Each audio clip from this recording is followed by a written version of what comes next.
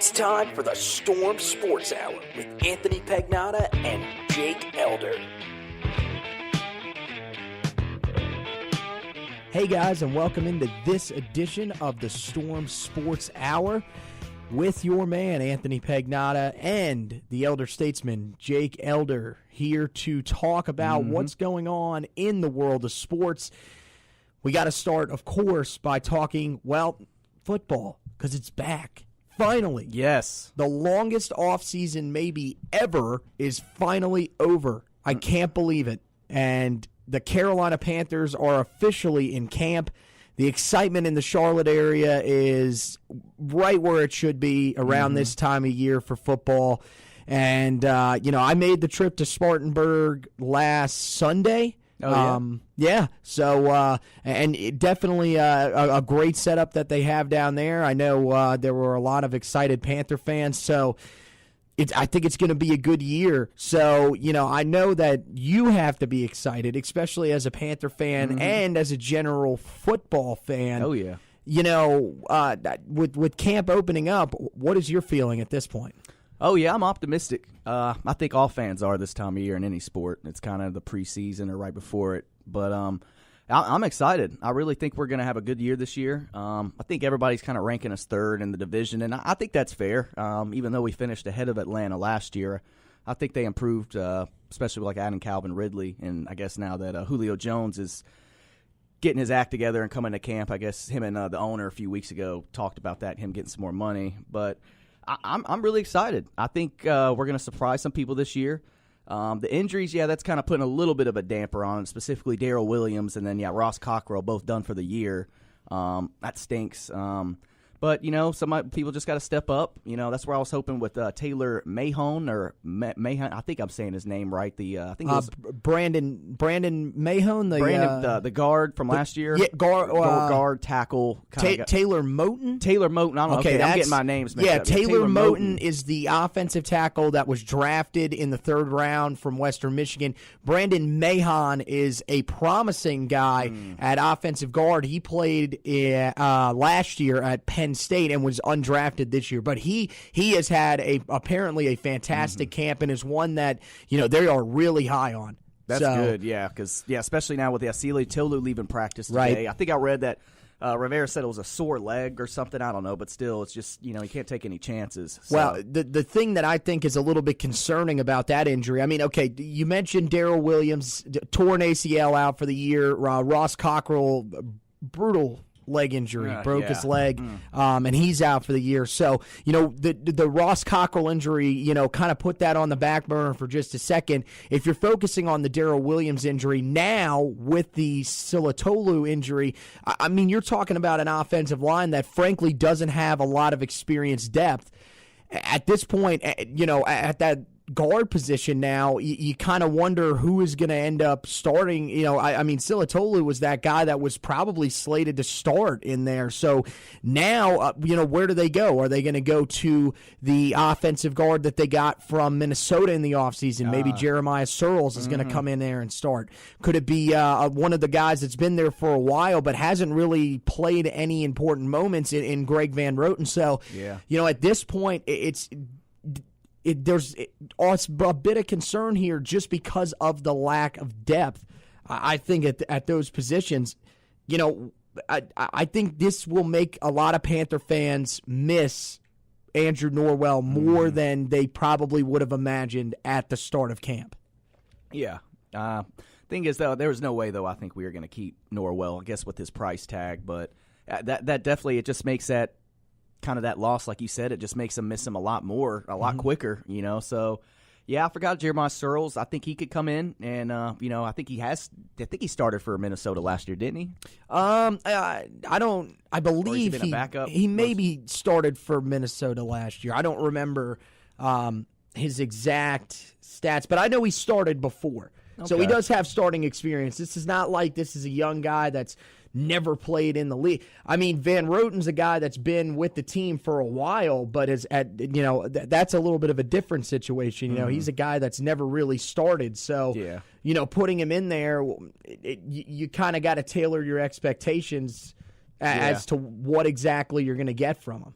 Yeah, so that's actually just making me more interested for this Thursday's preseason game to kind of really look at that left guard position, even right tackle, because those are the two biggest question mark on the offensive line, and that was already probably the biggest question mark on the offense was our line. So, yeah, that's definitely what I'm going to be paying attention to on Thursday the most is going to be the offensive line, specifically, that left guard spot and that right tackle. So, and I think I saw too, Rivera hopes Cam's going to get at least one good series, so I guess we will see him out there with the ones for at least one series. So, yeah, I'm like I said, I'm optimistic. I think all fans are this time of year. It's been a little bit of a dapper with the injuries, but yeah, I'm just real excited. I'm hoping Thursday can kind of provide a little bit of ease. So I'm hoping that the offensive line plays well on Thursday. Well, you mentioned that Cam Newton is probably going to play just a series, and I heard earlier that I think that's what exactly it's going to be. They're going to go with the one series and then move on to the backups.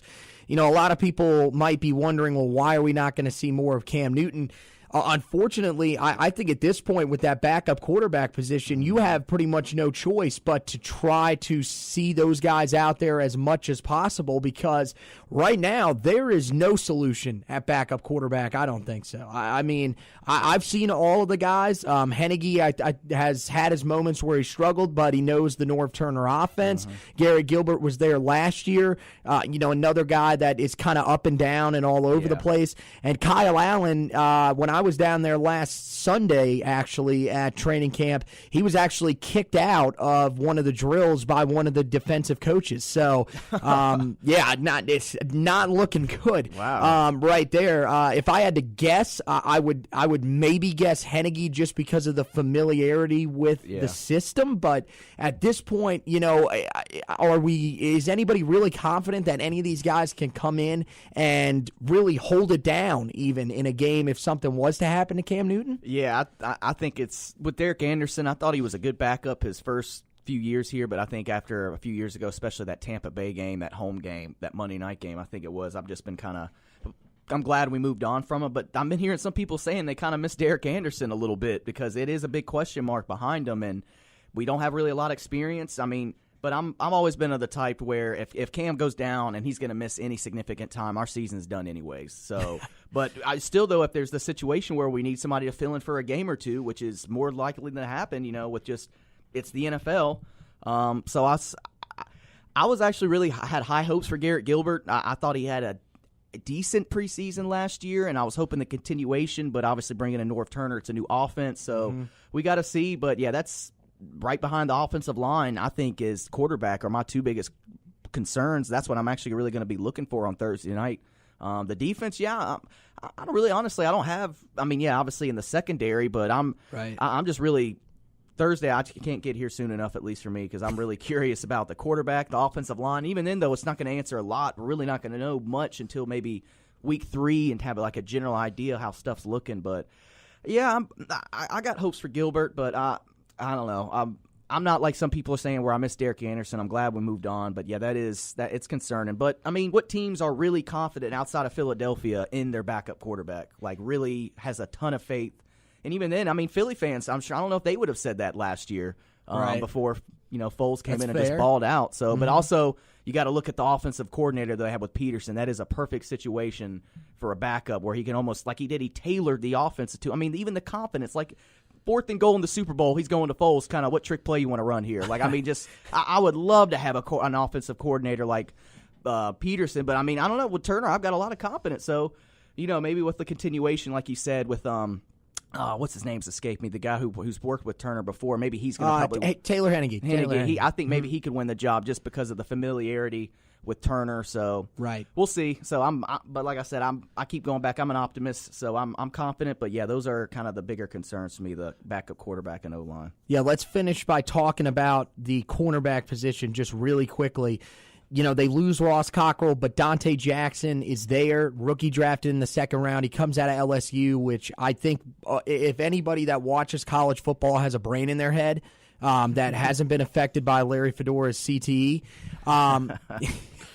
You know, we know that that's DBU. And look, man, Dante Jackson has been fantastic. I don't know about any other Panther fans or anybody that else that is around the team, but at this point, you know, from what I've seen from him, I tweeted it out yesterday. I think this kid could be a potential defensive rookie of the year type candidate, like one of those guys that will become one of the favorites at this point because he's been locking everybody down. This is a receiving core that we've heard how much better it's gotten over the offseason. You know, the guys that they brought in, he's been seeing reps against Devin Funchess as well as DJ Moore and some of the other veterans that they brought in. And apparently, you know, he has been fantastic. So at this point, Dante Jackson, I think there is some confidence. There should be some confidence from Panther fans about what this kid's going to bring to the table this year. And if I am a Panther fan, that's what I'm watching. That's the thing that I'm trying to take away from this training camp. Yeah, there are some concerns,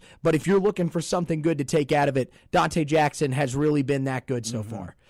So, anything else? You know, I mean, you're a Panther fan, so of course, you know, is there anything else that you are going to be looking for on Thursday night when they step on that field against the Bills? I'm also excited to see kind of how Norv Turner's offense is looking. They're saying there's a lot more kind of quick, shorter routes. I'm thinking like a big part of his offensive philosophy is kind of getting the ball into the playmakers' hands early and kind of letting them do the work. So it'll be nice to see maybe a lot of yak, you know, coming from the receivers because Cam really hasn't had that for the most of his career, guys, where he can just get them the ball quick and then just let them do work.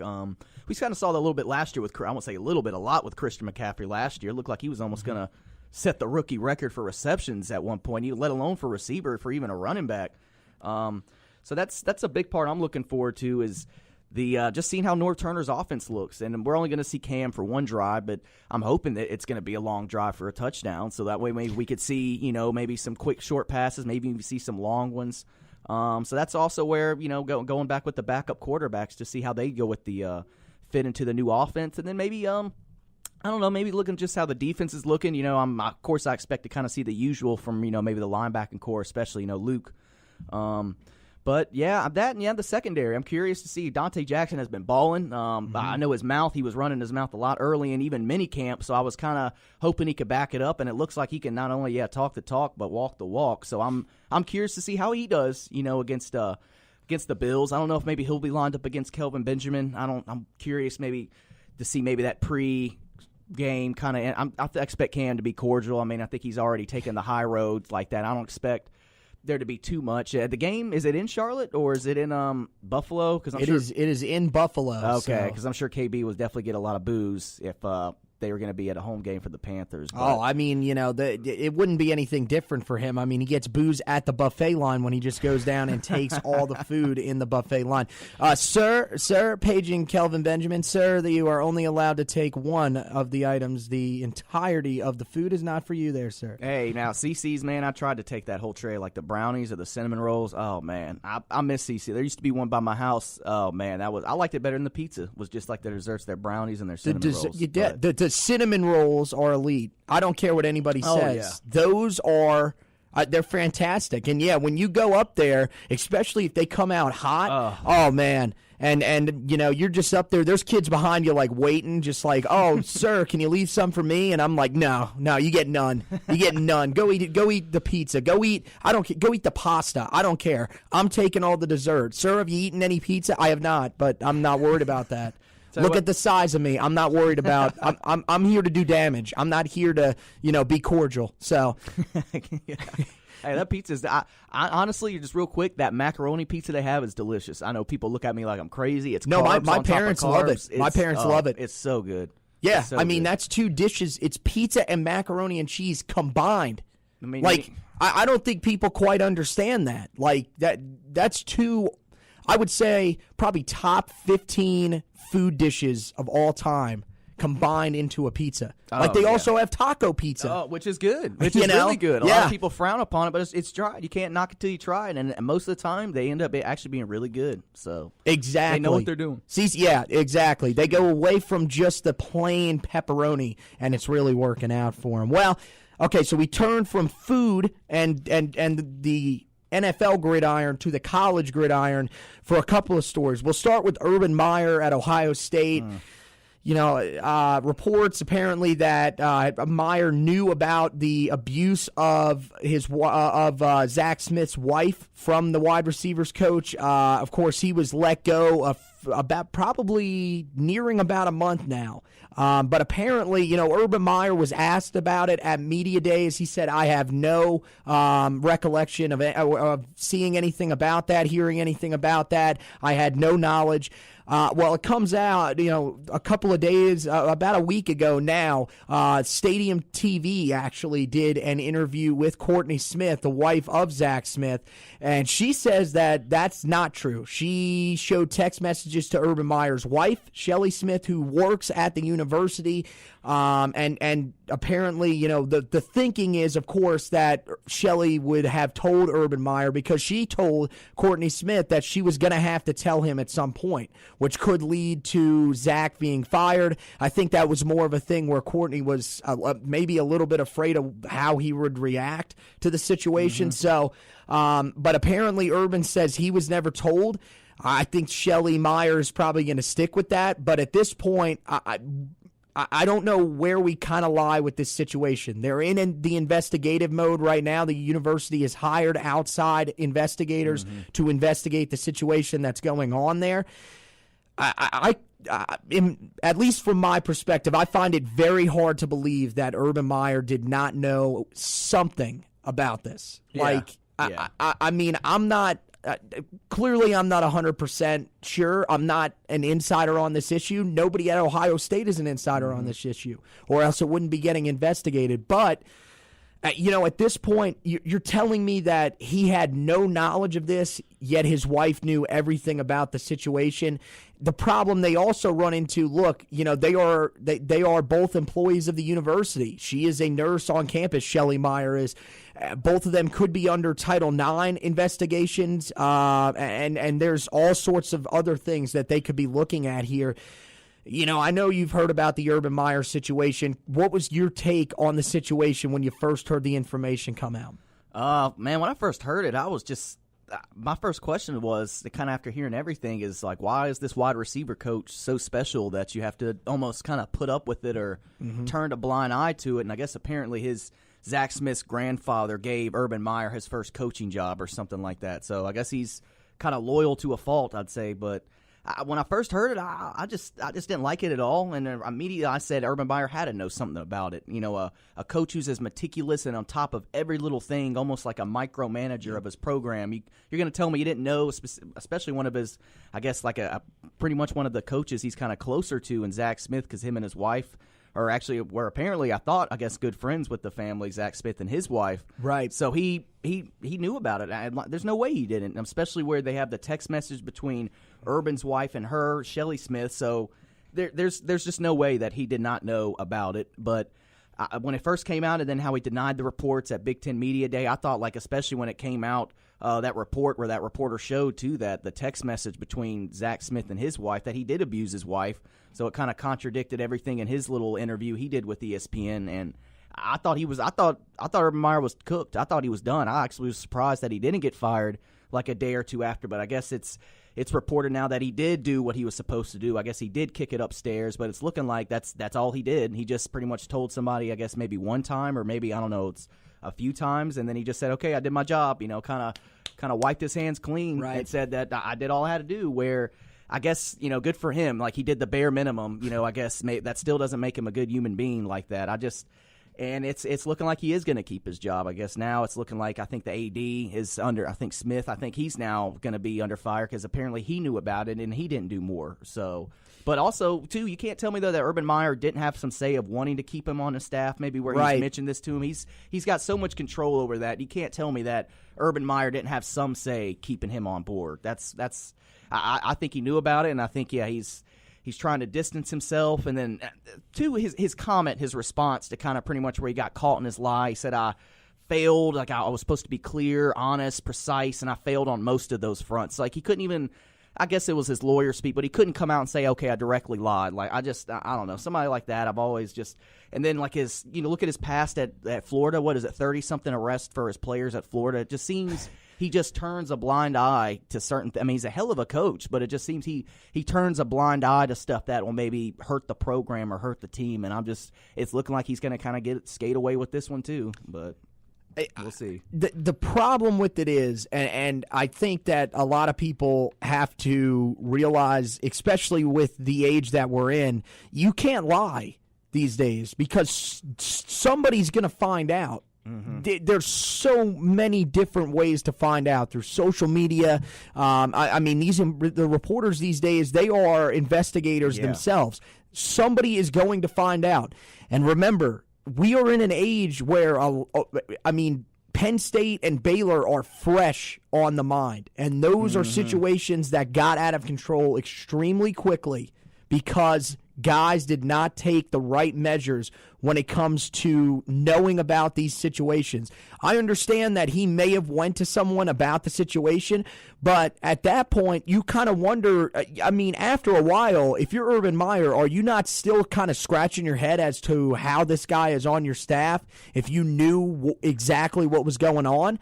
And, let's also talk about the fact that, first of all, Zach Smith is a nut job. Something is clearly wrong with that guy because he said apparently he was getting interviewed a couple of days ago and said, apparently that he had not abused. There was no proof he had not abused her at all. And then they actually show text messages just a few minutes after he had said that show him admitting to actually abusing his wife, Courtney. And pictures from her, too, of her neck and her arm. Right. Like that. And he almost essentially blamed her, or he almost blamed her for putting him in that situation to do that. I can't. It's a terrible situation, but at the same time, I do understand what Ohio State is doing, and they are going to investigate, and that's the right thing to do because we don't know. Maybe Urban Meyer did do the right thing, but at this point, I don't know. It's a confusing situation. I think the longer this investigation goes on, I'm going to admit when they first placed him on administrative leave, I thought he was gone,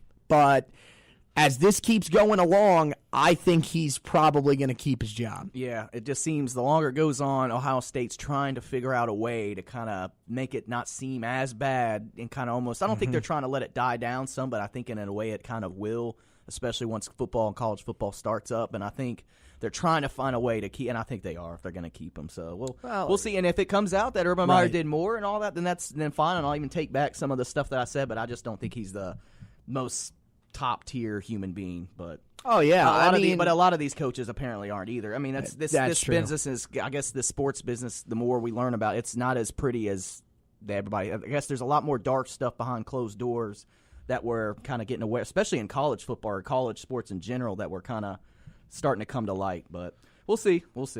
Behind closed doors in college football, speaking of that, let's turn to the North Carolina Tar Heels suspension. Of course, me being a guy that covers the Tar Heels, this definitely hurts, but we kind of knew this for a while here. After ACC Media Day, all the focus really was on the comments that Larry Fedora made. What most people might have missed is that Jeff Gravely of WRAL released a report that day that said there were going to be suspensions. Yesterday, we found out those suspensions. 9 players will be suspended for 4 games, 13 in total suspended for at least a period of time during the season. Big names include starting defensive ends Malik Carney and Timon Fox, potential starting quarterback Chad Surratt, who was in a quarterback battle with Nathan Elliott. He will now be the starting quarterback, Elliott will, and wide receiver Bo Corrales among those suspended for 4 games. 4-game suspension for a secondary violation. That's the penalty when you sell something for $1,000 or more. So they sold the new shoes that were given to them by the university. 9 of the 15 have been accounted for. Most of the shoes were actually sold to a boutique called Request Boutique in Greensboro.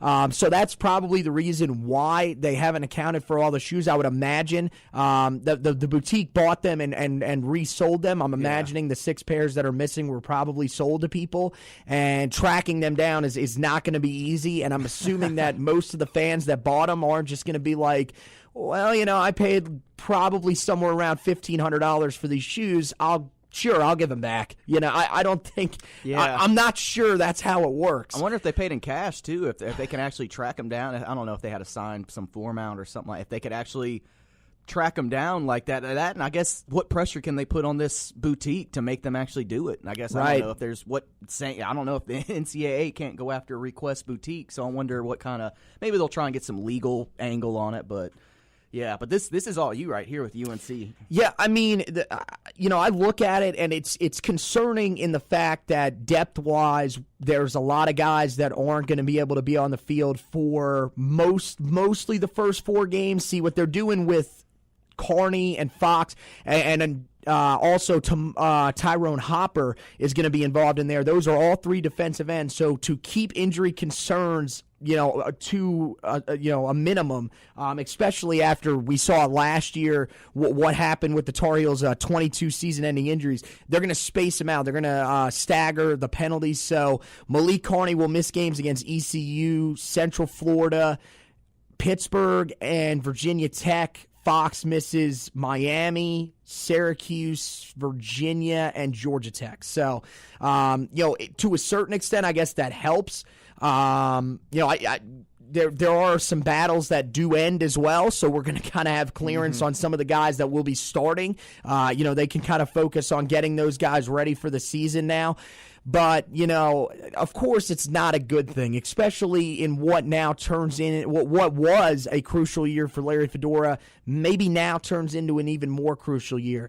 I called into WFNZ yesterday and talked a little bit about it, and this is kind of what I think is going to happen around this situation. Larry Fedora, I think, enters this season on a warm seat. I'm not going to say hot seat. He's close, but at this point I think it's still – there's a little room for error, I guess. Yeah. I think now, the expectation of Tar Heel fans was make a bowl game. I think now that could be pushed back. I would say 5-7 is probably the area where he's going to be at. But, a lot of people are saying, and I heard this on a couple of radio shows yesterday, they're saying, well, he's probably going to get another pass for this season. I'm telling you, if he goes 3-9, I really don't think he's going to be coming back. That's really hard to try to justify to people, even with these guys that will miss some time, because you've got a lot of experience depth from last year. A lot of guys saw time due to the injuries, and what we've been hearing coming out of camp is that the freshmen that have come in have been performing extremely well as well. So if that is true, you should be able to win more than 3 games. But these suspensions will make it tough on them. I mean, at this point, I don't really know. I'm not going to fault Larry. Anybody that is saying that this is Larry Fedora's fault, that these guys, were able to get these shoes and sell them, no, that is not even remotely true. Larry Fedora has no idea. These are issued to these players at the start of the year. Now, he did say that they do have a meeting before the start of every year that tells them about selling merchandise. So that's one of the areas where, when he said he was disappointed in the players, he said that's one of the areas. We talk about this every year, and these guys, they made a bad decision, but it's not on Larry Fedora. If anything, it's more on the equipment staff, but I don't even really think it's on the equipment staff either. It's just, what? You're a kid, and I'm going to tell you right now, I'll ask you this, with us being considered basically college students, if we were issued a pair of shoes that are worth around, I would say, $1,000 to $1,200, and somebody was willing to offer you that or more, would you say nah, I'm good? Or would you say, oh, okay, yeah, no, $1,200, especially as a college student, I could use that? I'd probably. Yeah, it depends on my financial situation. If it was the situation I'm in now and the shoes are nice, I'm kind of a sneakerhead, I'd probably keep them. But if I'm a college student and I wouldn't say got bills to pay, but if I don't really have any income and I'm not really crazy about the shoes and all that, and that's an easy, quick pay, then yeah, sure. I mean, they're just shoes. I like them. Like I said, I am kind of a sneakerhead. I'm not like one of those full blown kind of guys like that, but I mean, just even the fact I'm on the fence about it kind of just says right there, you know, that a player, especially if you are a college student, you are, that you need to have bills paid, or not bills paid, but you ain't got no income, then yeah, it's an easy out, especially if they're coming to you too. It's not like you're going to stores in the mall kind of, hey, how much can I get for it? It's like they're calling you up, kind of they're trying to get it. So it's right. If it's going to be kind of real easy for me to do it too, then yeah, I mean, I could see myself doing it. So like I said, even me considering it right there is already kind of says a lot about it. So yeah, and look, it's not an excuse for these guys. Look, they did something wrong. It's in the NCAA bylaws, and you have a meeting every year about it. There's no excuse. It's you did something wrong. The punishment meets what you guys did. Yeah. But at the same time, it is at least a talking point from the perspective of, look, these guys end up, this is their property technically. Yes. They get it from the equipment staff, but this is their property. Should they not be able to sell off their property, especially if they're in a financial situation where they need money or potentially their family needs money? That's kind of where I think people will be talking about this for a little bit more time than maybe a normal suspension would levy. So but. Look, I'm no Tar Heel apologizer. Trust me, that these guys did something wrong and they're suspended and deservedly. I am. I went up to meet the Heels and talked to some of these guys this past Saturday. They didn't release it before then. I'm glad that the university did not release it before then. I'm glad that the media outlets did not release it before then, so that because I can only imagine some of the backlash that some of these older fans have said, because I have seen some brutal comments on there from Tar Heel fans saying how boneheaded these players are, how they should have been kicked off the team. It's a mistake. These guys will bounce back from it. That's the feeling around the team. Larry Fedora said, we're going to bounce back. Nathan Elliott, the starting quarterback, said, look, it hurts that these guys aren't going to be out there, but we're moving on. That's what it kind of seems like from the team. So I think we'll move on with them, and we'll talk a little bit more preseason. Circle back to the NFL. Preseason officially starts Thursday, so we had the Hall of Fame game. Those two teams will end up playing 5 preseason games total. So that game's kind of like it's kind of an outlier. Nobody really invests into it, but again, we love it. A couple of years ago, remember, the game was actually canceled, and oh yeah, I was angry. I was not happy. I was it with the field, the turf, something with it. The paint on the field or something was like rubbing off, creating like a slick surface or something.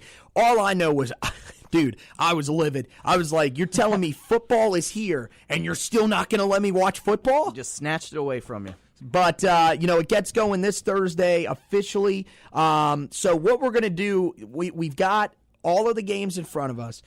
We're going to pick a game that we think will be the most interesting, and we'll discuss them really quick. Panthers and Bills are off the table because we already talked about the Panthers, and it's the local team. So, of course, we're going to that would be the one that a lot of people are going to be focused on. So I'll start with you.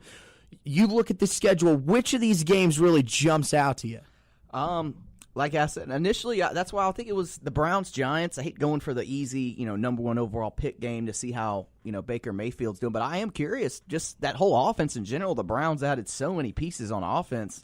Exactly. And I actually really like Hugh Jackson as an offensive coordinator. I don't know how, as a coach, obviously, I think he's won 1 game in Cleveland. But, I mean, that's 1 in 32. 1 in 31. 1 in 31, yeah. baby. So, but I'm going strong. I think he is, though, a good offensive mind. So I'm curious to see now that he has specifically maybe his quarterback, and then they brought in all these pieces. So I think they said he's going to play 2 quarters, Baker. So I'm curious to see how he plays. I don't think Josh Gordon's playing. I think he's still away from the team. He is still away. I think they even said they're hinting that some people think he might get suspended. There might be some violation. I don't know about that, but wouldn't shock me. Yeah, but so I'm curious about that. And the Giants side of the ball, I mean, Saquon Barkley, I mean, everybody kind of wants to see him. I don't want to circle back to the Browns, but also what's his name? His name is eluding me now. The defensive end. Myles Garrett. Yeah, Myles Garrett. I'd just like to see him. Because I don't even think I watched 1 play of the Browns last year, so maybe like to see some of him. I legitimately, I don't think many watched a play of the Browns. That was a poor quality group to watch. But actually, just in general, the Browns are one of my most interesting teams to watch this season. I think a lot of people are kind of share that same sentiment. But that team. I'm just curious because I honestly think the Browns are going to win. I think they'll win at least 4 games this year. I could see the Browns even winning 5. 6, I think's their ceiling, I think. But I guess I'm high on the Browns, so I'm curious to see them. And yeah, going back to the Giants, Saquon Barkley. I really can't. I wish I kind of looked up more of their draft class to kind of see anybody else to watch. But I am curious with Saquon Barkley because he's apparently got to be pretty much their savior and going to revive Eli's career and all that. So we'll see. And then also, I mean, not jump back on it, but I guess all those rumors that people are saying the Browns should trade for Odell Beckham Jr. I think, what's his name, Jarvis Landry came out to the media the other day saying he's been trying to talk to the GM. Right. But we'll see. I'm very curious and interested to see what the Browns are going to look like. Well, I'll help you from a Giant standpoint because I am a Giant fan. Oh, so yeah, that game that's is right. off limits for me. That's one that I'm not going to go to because, that wouldn't be fair. Saquon Barkley definitely is the guy that you want to watch. Offensive line play, the worst offensive line in the league last year. I don't care what anybody tells me. I'm a Giant fan. I watched this offensive line. Is The Flowers that offensive bad? line- Yes. I'm sorry, I don't mean to cut you off. No, He just seems like you're he's fine. getting blown by every time I'll see Eli get sacked. It's always him trying to help him up because he seems like he's always getting blown by. I can't even describe how bad it is. It's not something that you want. I mean, I remember last year, I hear everybody in this area that wants to complain to me about Matt Khalil. And I say, look, man, you guys have a legitimate beef, trust me. But and they're like, well, you think it's worse with whoever your tackle is? Who's your tackle? Eric Flowers. Oh, I'm sorry. Yeah, that's how it is. Nothing will beat, though. I got to give it to Cam Jordan from last year, who gave Matt Khalil the Speed Bump McGee nickname. Every time I hear that is my favorite nickname in the whole league. That is the greatest thing ever. I cannot get over that. That is fantastic. I think Panther fans everywhere have to thank Cam Jordan for that. I know you don't thank Saints fans from anything, but that was fantastic. When he sacks Cam, it's a little less hurt because it came from, I'm like, that comment, okay, that's good. That makes was it great. especially when he goes around Khalil, too. I'm like, okay, man, yeah. That was fantastic. But, yeah, Eric Flowers, look, he's a guy that just he looks so out of position just every time he's out there. But now he moves over to right tackle. Nate Solder comes on that as the starter. Giants paid him a lot of money, so we're going to see how he's able to adjust to being on a team that's not the New England Patriots, doesn't have the greatest quarterback in the history of the game back there throwing the football. But apparently Eli Manning has looked really good in camp. And when I say really good, like they are saying this might be his best training camp of his career. Wow. So, you're right. Saquon Barkley, he's got some added, that people are loving what they're seeing out of him. And I think that's really rejuvenating the team. Defensively, they're changing their scheme. They're going from a 4-3 to a 3-4. So they've got some guys that are going to step in there, some newer guys that come over and follow James Betcher, the defensive coordinator from Arizona. There's also Connor Barwin, who comes over from the Eagles after winning a Super Bowl. He's looked good. Olivier Vernon, who they signed a few years ago and then struggled last year. Now he's apparently fitting in with this defense really well. So there's multiple angles to watch there. And from a Browns perspective, you're right. I mean, Baker Mayfield coming in. I love Baker Mayfield. Anybody that knows me from last year during college football season, Baker Mayfield was my man crush.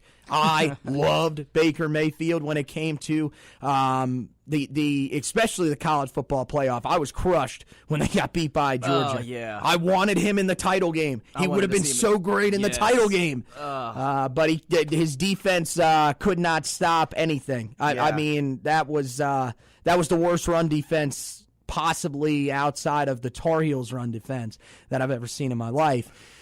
That was bad. That was really bad. I think Alabama would have ran. Probably them. Well, you never. Well, it's offense. You never. I would have liked to see though Baker go up against that Bama defense. That's what I'm saying. He just makes it happen, and I would have loved to see him almost try and pull like a Deshaun Watson type, where it's almost just him carrying the team against them. And I think he could have done it too. So. Yeah. Oh, I think it would have been interesting for sure. But you got him, and I think everybody still forgets about this, but Tyrod Taylor is there, and Tyrod Taylor is not going to give Baker Mayfield that starting job I'm going to be real with you. When I look at it, I don't think Baker Mayfield starts this year at all because I think Tyrod Taylor is that good of a game-managing quarterback. I mean, yeah, if he wins 5 games, you were talking there earlier, I could see them winning 5 games, and you made it sound like, that's the same tone of voice that you use when you could say, I could see the Panthers winning 12 games. Mm-hmm. That's the type of excitement that would come to Cleveland if they won 5 games. They want to win so bad. Oh, yeah. I mean, they've been starving for Vic. I mean, look at how many times they've lost. So, and I think, like you said, I could definitely see Baker not even starting, especially if they come out and win like their first game, few games like that, and they actually say, "Hey, we're actually on track for maybe a playoff spot." As crazy as that would seem, I could totally see them Baker sitting down and sitting behind Tyrod Taylor. So and if they are shooting for a playoff spot, or I don't want to say that, but if they just started off winning a few games, I could totally understand it, and I think Baker would maybe be understanding. I'm sure he's a competitor. He wants to get on the field.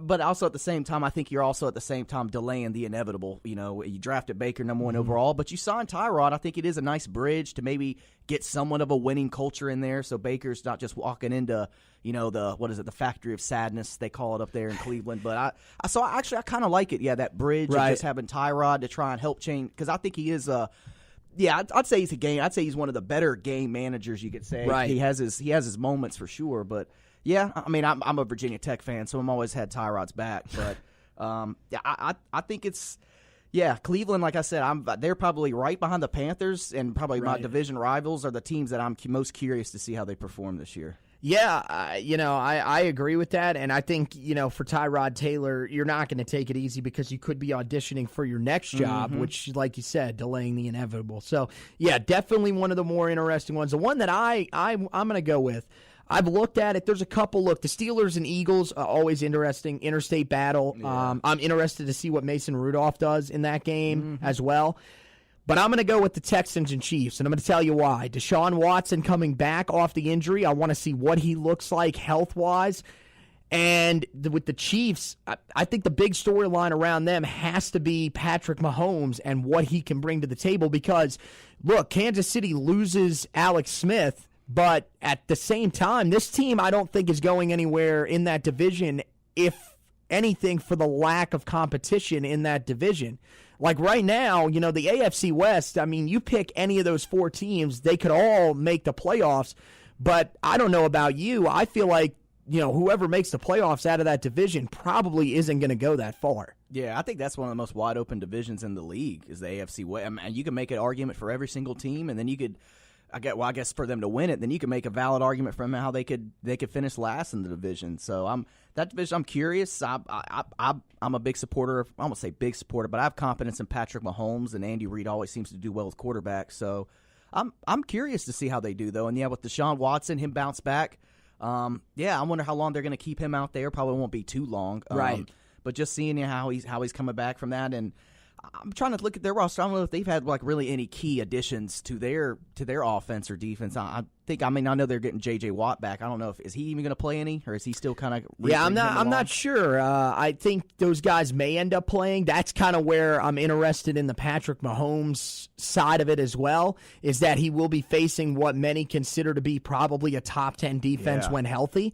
So that's an interesting test to start out. Now, I know it's preseason, but still, especially in preseason, I think you can learn a little bit about some of these guys because of just how vanilla the playbooks are. They really have to just win on talent because the strategy really isn't there yet because clearly you're not showing your hand in preseason. Yeah. Nobody's going to say, here's our offense, here's some tape on it, go ahead and prepare for us week 1. They're going to show you nothing, and week 1 the offense will look a lot different. So I'm intrigued, though. And I'm happy that football is back. Yes. It's going to be football around the clock because the NFL Network does where they show all the games. They'll most of the games are at the same time, so what they'll do is they'll show the broadcast. Most of them are done locally as well, so they'll show the broadcast later on in the evening. So you'll be waking up to football and going to bed to football. That's my plan. Oh, hallelujah.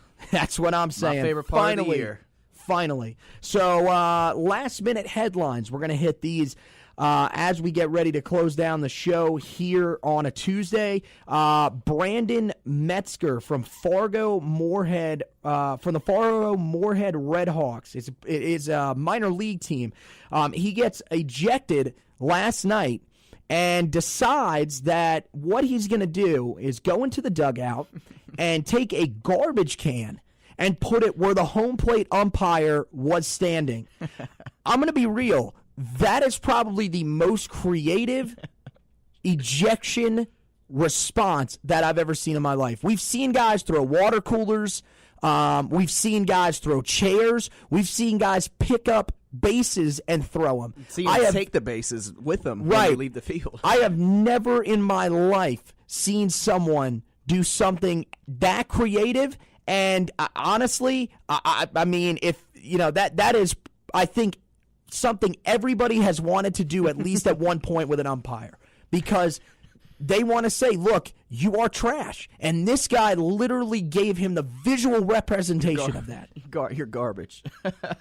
That's amazing. The only other one I could think that comes close, because I remember actually, I'm just watching the ESPN, I think it was on the Not Top 10. It was that Braves minor league manager. He got ejected, and he went out on the field, he was yelling, screaming, and eventually he goes up around the pitcher's mound and he takes the little sandbag or the powder bag pitchers do to kind of get grip, and he drops on all fours or like he's crawling like he's in the military, and he takes the bag and he acts like it's a grenade, and he takes it to his mouth, and while he's laying down, and he just tosses it over the pitcher's mound at the umpire behind home plate, like he's throwing a grenade at him. And that's the only other one that could come close out there. My! But I wish I could see that where he takes the trash can out and puts it. Just your walks garbage. It right out like, there and what puts you it. are. That was fantastic. And the thing is like it's a minor league game, so it's pretty quiet in the stadium. So like if you watch like the full video of it, I was watching it just like right before we got on here.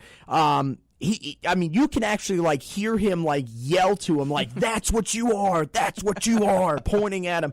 Oh, it was fantastic. Now, but did he do this on the fly, or has he always thought in the back of his mind? Or, that's what I've always wanted. The guys just snap and they're just this creative and spontaneous, or it's like, okay, like is this? I don't like this ref. I've always thought he's trash. And then if they maybe kind of have inklings of this, or if this is just totally like a spontaneous reaction, like some of them. I think actually they probably are. That's why they're so special and unique. That's interesting. Yeah, that's an interesting take. I don't know. I guess if you're a guy that gets run a lot, which I don't think there really are that many guys anymore in baseball that get run, time and time again.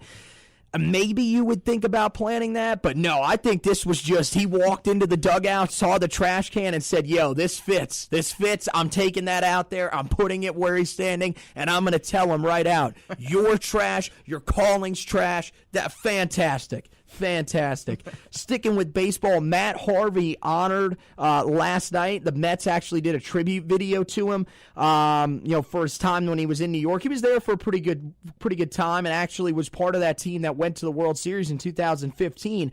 Many fans booed him, though. Do you think that was wrong? I'm a Met fan, and I thought it was fan, wrong. And Harvey went to UNC, right? Right. Yeah. Yeah.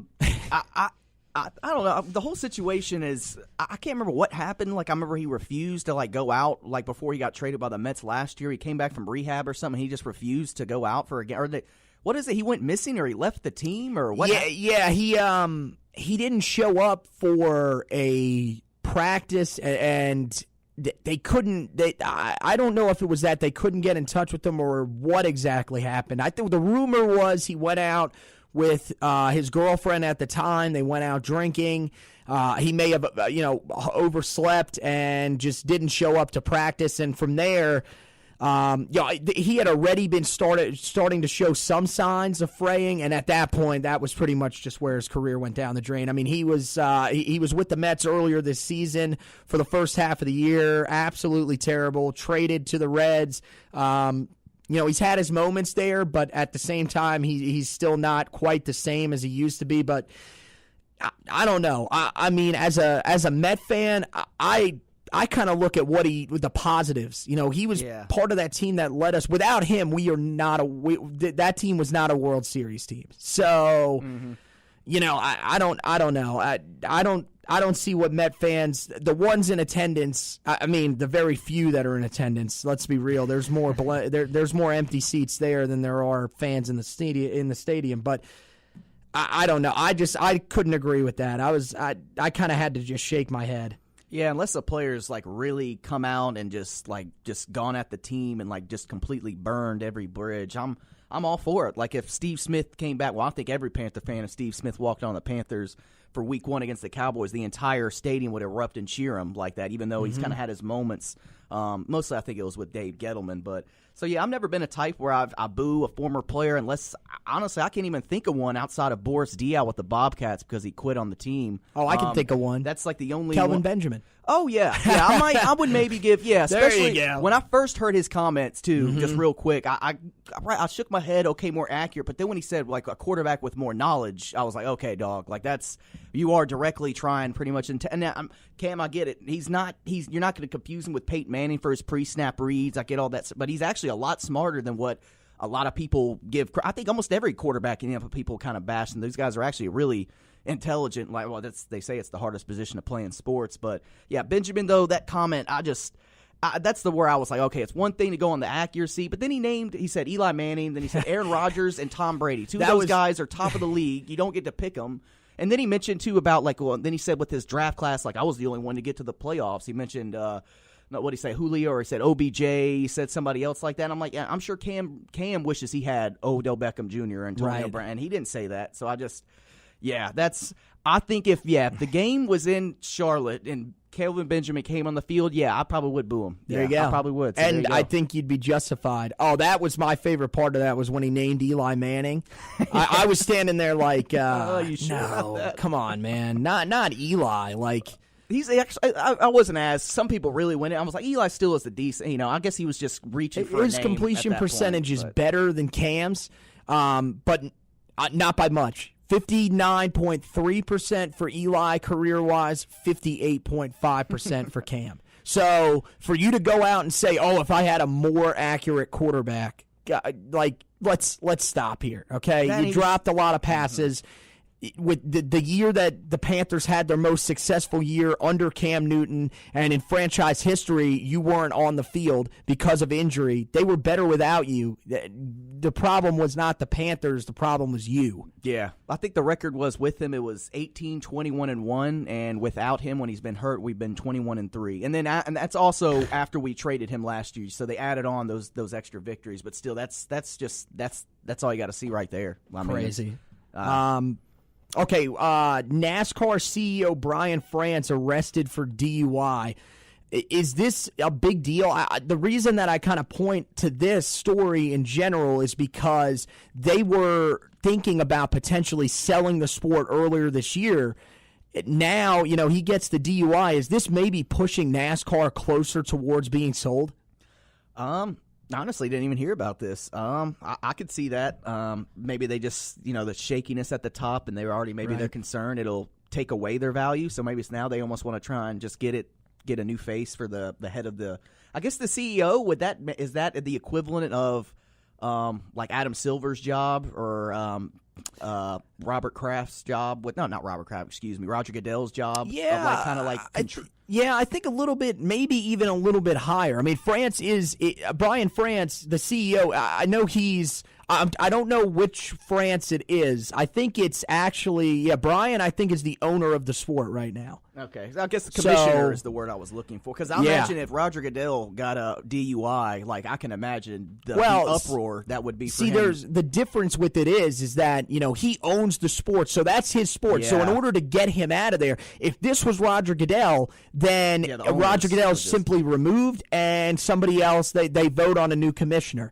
With this incident, Brian France owns NASCAR. So guess what? Yeah, you get a DUI, that's frowned upon, but you still own the sport. You have to sell the sport. It's like owning a team. You have to sell it if you want to get rid of it. So, at this point, I just wonder with, the direction that the sport's going in. Now you've got this bad publicity on you that probably won't help to, get people to watch your sport. Who knows? Maybe this kind of pushes it to the breaking point, and NASCAR ends up getting sold off to somebody. So, and then the last thing that I saw, I'm assuming you might have saw this. Kyrie Irving, of course, is expected that he will be a free agent after this next coming season. So next summer, he is expected to be one of those guys on the market that teams will pursue. Well, Boston is the favorite to land him. Second is the New York Knicks. My question is, at this point, would you go to Vegas and place a bet on the Knicks if you were a betting man? I probably would. I think he's kind of shown signs that, I don't know if he's publicly come out and say he wants to play in New York, but I think he's from there. He's from the New Jersey area or somewhere in there, I think. Yes, I know he's up in that. Yeah, I forget where he played his high school basketball, but yeah, he is up in that area. I really think that's where he wants to go. I think he wants to be the top dog. I think that's part of the reason why he didn't want to play with LeBron anymore. I think a lot of people, I think it's come out that it's a little maybe, I won't say overrated, but it's actually really hard to play with LeBron, especially when you're a ball-dominant player. But anyways, I think he wants to. I think he wants to make his own path. I think the idea of reviving the Knicks is very appealing to him. Porzingis, I think I don't even know if is he coming back this year, or they think he's going to take it? Yeah, I think from what they're saying is he's going to be okay and should be able to come back and play.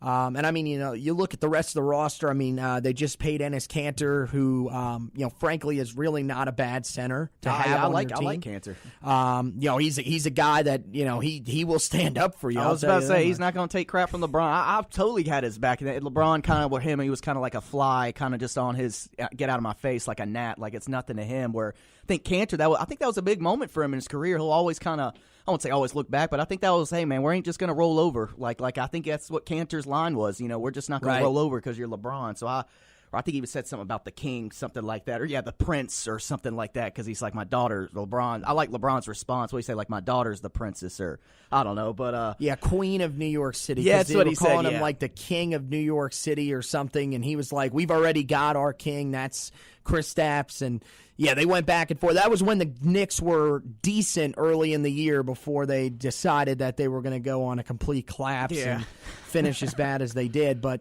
now you got Kevin Knox as well coming in there. So there's some exciting pieces in New York that may interest, Kyrie Irving when he's out there. I can't think of his name. I really like Fizdale. David Fizdale. I think he's going to do pretty well there. Yeah, I just said Kevin Knox. I think if they put up a decent season, I think Kyrie, especially too, I think there is a little bit of I don't know if a rift, or I just don't think Kyrie's as on board with Boston.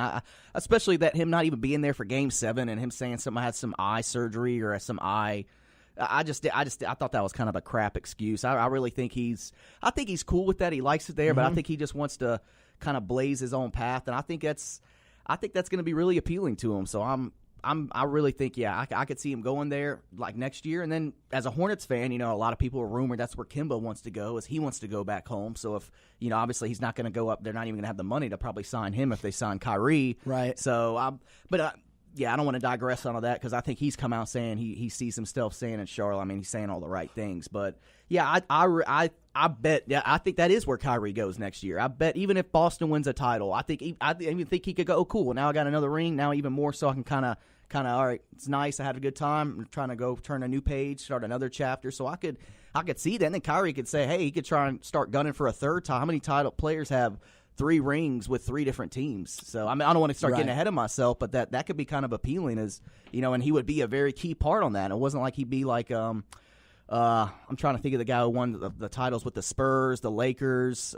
He hit the big shot and then one Bruce of the Bowen. Bruce Bowen like that. Oh no, not Bruce Bowen. It was Bruce Bowen and his name is going to come to me right out. He hit Robert a big Ory. Yeah, Robert Ory. Robert like Ory. him. Yep. Or he actually was a Robert key Ory. reason why they won it, but it's not like he was a star. Whereas Kyrie Irving could be a star player that could bring, well, I guess LeBron's probably thinking the same thing with 3 titles, 3 different teams with the Lakers. But, so that's just an interesting dynamic to it. But after all, I've just digressed. Yes, I think I bet Kyrie signs with New York after this next season. Yeah, the reason I think he'll leave Boston, he sees Tatum there. He knows Tatum's going to be the guy on that team, and he wants to be the guy. That's the reason he left Cleveland.